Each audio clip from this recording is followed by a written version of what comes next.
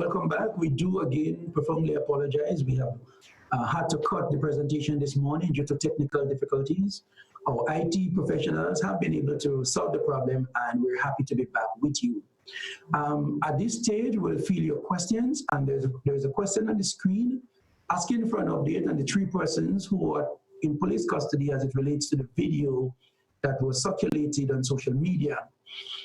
To answer this question, we have released these 3 persons pending further investigations.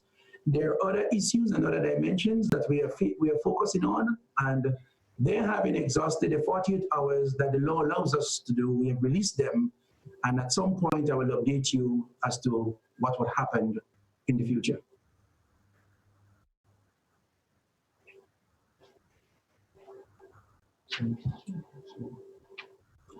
Sherian, yes, you're recognized. You can ask your question. As it relates to the homicide, any update on that? That's my first question. The few persons that we had in custody, they are still in custody, assisting with the investigation. The investigation is rigorously being pursued, and there's been no update from yesterday morning. Okay, I want to go back a bit to just for you to just recap for us in terms of the 44, and you said 39 arrested and 5 to be taken to court. It begs the question, 39 arrested, why just 5 being taken to court via summons? Sharon, in answering your question, I think it might be more prudent for us to go over the entire presentation because of the break we have had.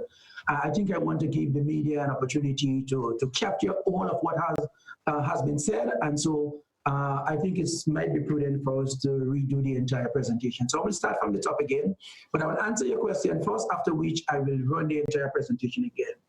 In Carriacou, the 5 persons that are taken by summons, they were not arrested in Carriacou. They were informed that they will be charged and will be taken to court by summons. They were not arrested. But they are part of the 44 persons that are charged, but these 5 are taken to summons, will be taken to court by summons, while 39 were arrested. All right, so this is the crime stats from yesterday morning, 6 a.m. to this morning at 6 a.m.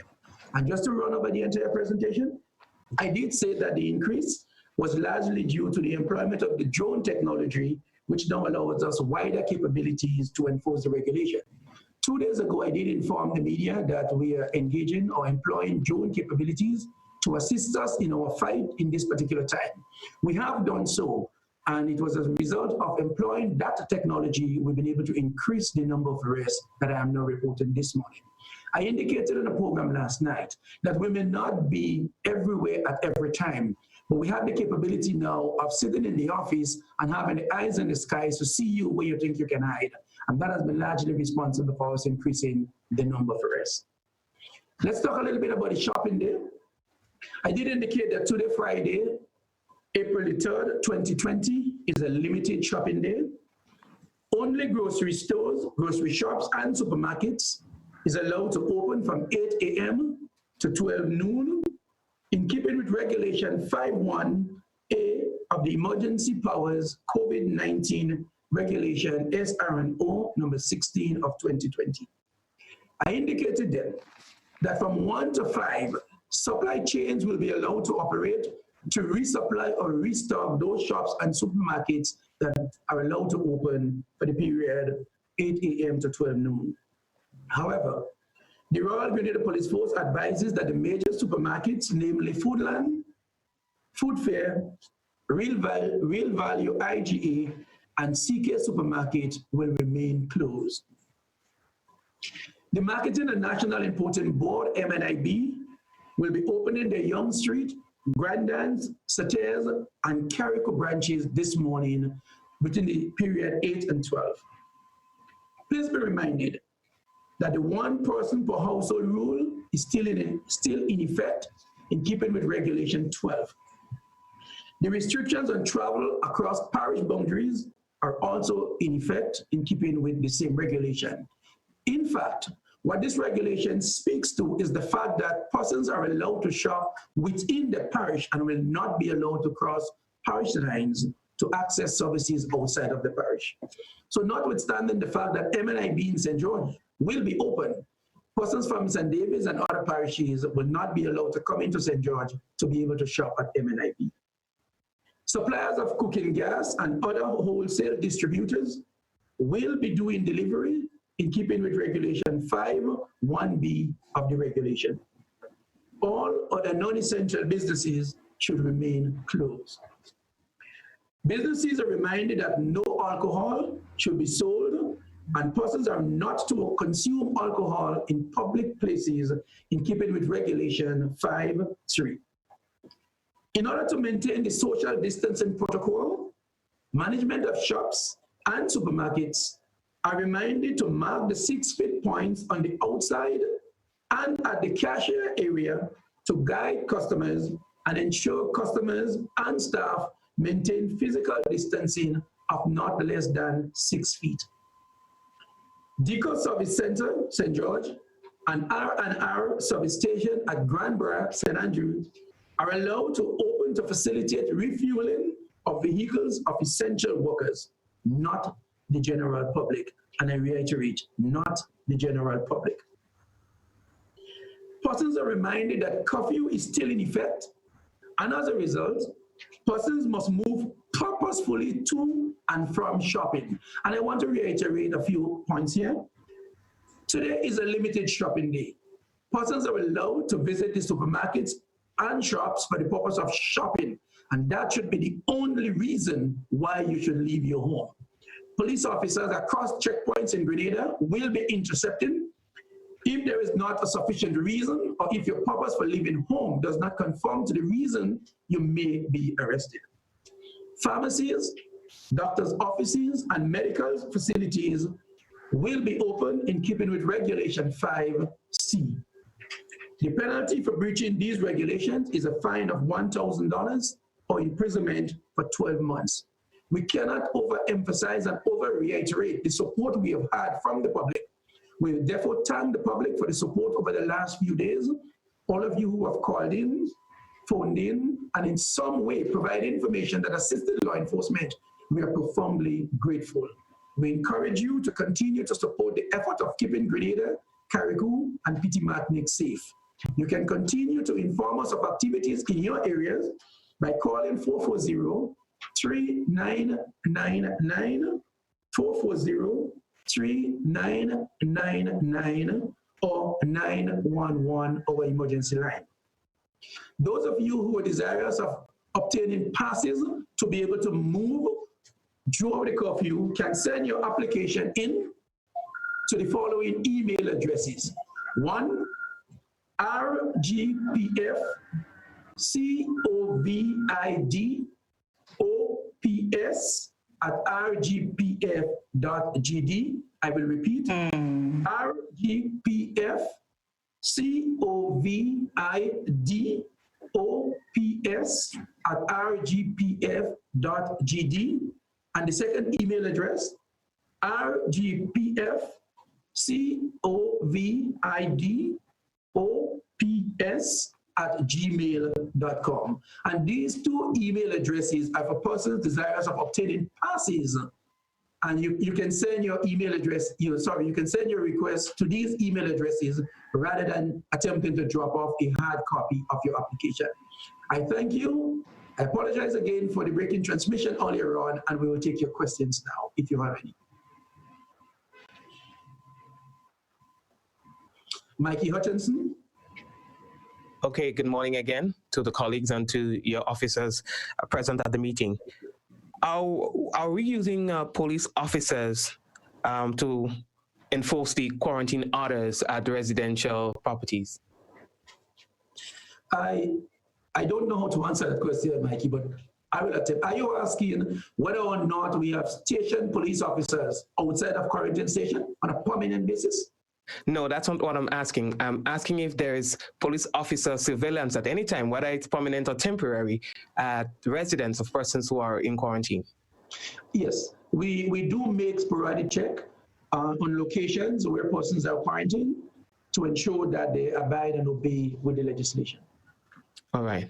And we do that in conjunction with medical personnel. Okay. With regard to the persons who were arrested, I noticed you used the word arrested and charged interchangeably. Are all persons who have been arrested already charged? all persons who have been arrested will be charged. And there are 5 persons who were not arrested but will be charged.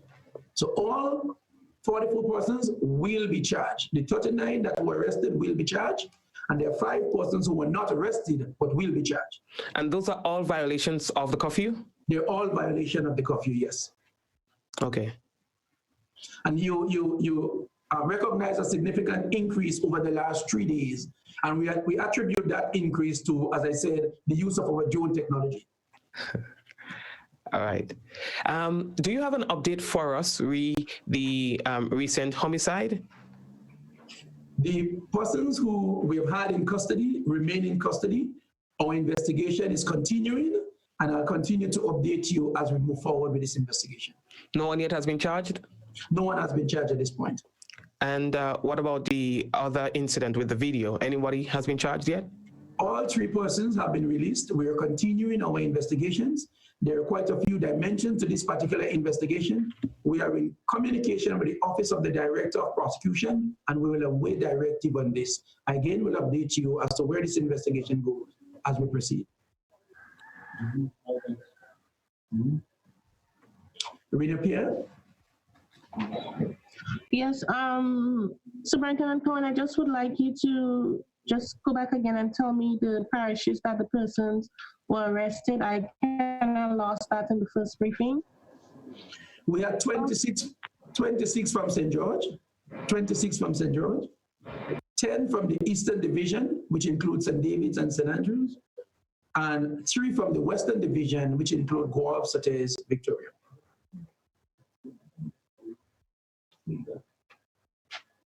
Also, Superintendent Cohen, I also want to ask you, there are reports of a COVID-19 patient leaving the hospital without being discharged on Monday.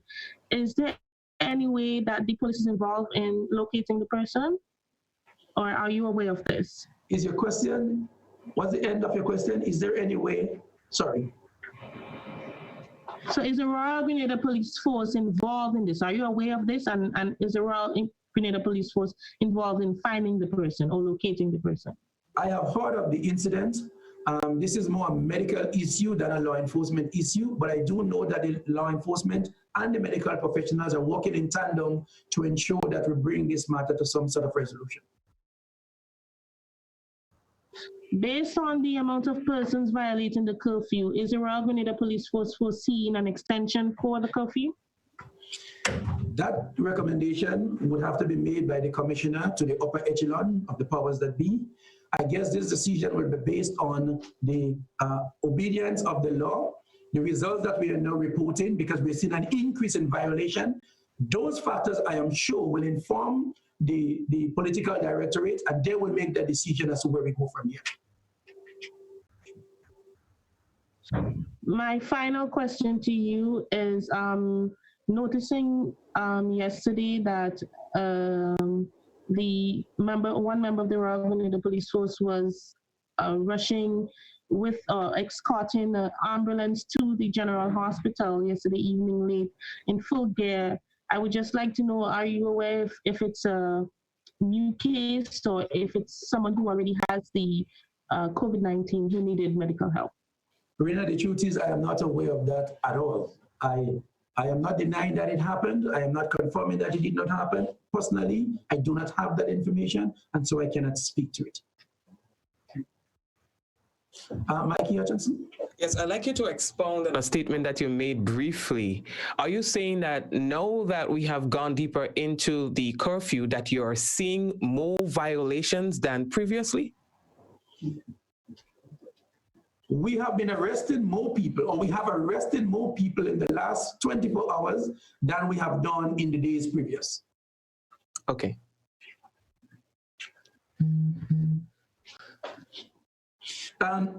Mikey, and to add to your question, I am not saying that these violations perhaps were not out there, but because we are now using drones to assist us to see more and do more, might be the reason why we have more arrests now than before.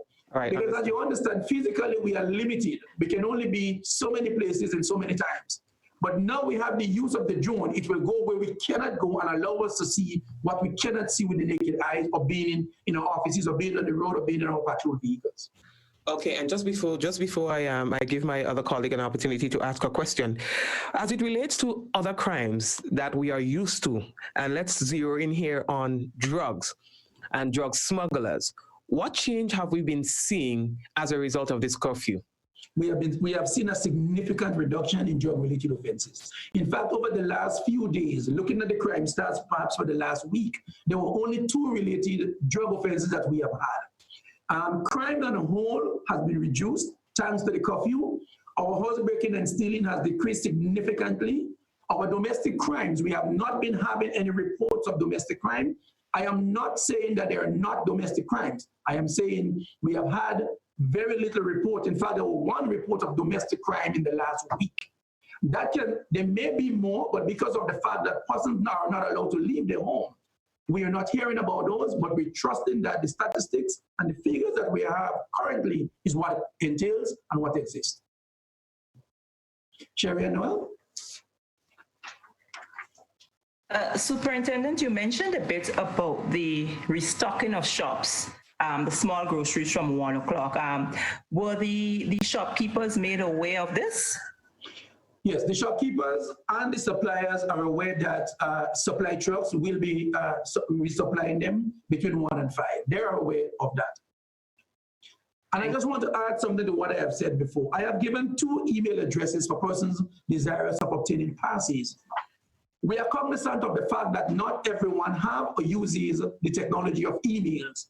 So persons wishing to apply for a pass who do not have the technology, they can make the application directly to the police station in their area. So if you do not have emails and you desirous of obtaining a pass, you can make that request physically to the police station in your area. Any other questions? Yes. My next question to you, though, you said if you don't have access to the emails, you can make the application physically. Yes. Some people may not be living in close proximity with the police station. The procedures to get to the police station. Then a phone call to the point A to point B. A phone call to the police station will suffice. I am sure that the pertinent information will be taken from you, and the police will satisfy themselves that you are legitimate and genuine. If they need to reach out to you, they will reach out to you to ensure that that application is in and can be processed. Okay. Rena Pierre? Good morning, Superintendent. This is Blossom Alexis Welsh. I'm just hijacking Rena's account to ask my question. Sure. One of the concerns I've heard relates to the PPE, the personal protective equipment for members of the RGPF, as it relates to the way they travel around the country and their lack of proper masks and gloves and not adhering really to the social distancing when they're crammed into the vehicles. What alternative measures have been looked at to ensure that the officers themselves in carrying out their duties adhere to the regulations? Well, we have been drilling into our officers the need to wear the protective gears. In fact, protective gears were distributed to all police stations, gloves, masks, and some of the entire suit, which is going to be used only when it's necessary. So we do have some protective gears, and we have been drilling into our officers the need to protect themselves on the front line. And this is something that is ongoing. We have seen it ourselves. We have had a number of calls from concerned citizens who say that police officers are not protecting themselves and are opening themselves up. And so we have been getting to our officers the need to protect themselves and wear these masks. And we are seeing an increase in police officers who are now wearing and using these PPEs. You have also spoken of a number of people coming forward requesting permission to go about daily activities. Outside of farmers, are you able to tell me which has been the largest group of people or the largest sector seeking permission from the RGPF to carry out their duties? In addition to farmers, we have had a number of applications from security guards. They have to move about. Security continues. The security of the country is paramount. And so security guards form the largest number outside of farmers that have been applying for permission. I do have a question to ask about the accessibility to ATMs. Today is a shopping day, and I made the point clear yesterday morning that to shop, you need money. And so today being a limited shopping day, persons are allowed to shop. So it is okay for persons to visit the ATM to be able to get the cash to be able to shop. So the ATM, I am sure, would have cash. I cannot speak authoritatively on that because it's a banking issue. But what I can say is that persons are allowed to use the ATM to withdraw or do any transaction that they do wish to do today. My final question, so as it relates to members of the homeless community, homeless people, what has the RGPF been doing, or have they been assisting in ensuring that these homeless people are fed, taken care of, taken off the streets and so on? I know this is a discussion that is happening above my pay grade. I do not have the details as to what exactly have been employed, but I know consideration continue to be given to them. Probably at some point I might be able to update you, but I do not have the details as to what exactly is in place as we speak as it relates to homeless people. But what I can tell you though, in particular to St. George, in particular, there is a facility on St. John Street that usually feed the homeless. I have been involved in discussion with them. They continue to do that. So homeless people in St. George's are continue to be looked after. I cannot speak authoritatively for the outer parishes, but I can speak with some authority for St. George to say that they have been fed and they have been taken care of in St. George. Any other questions?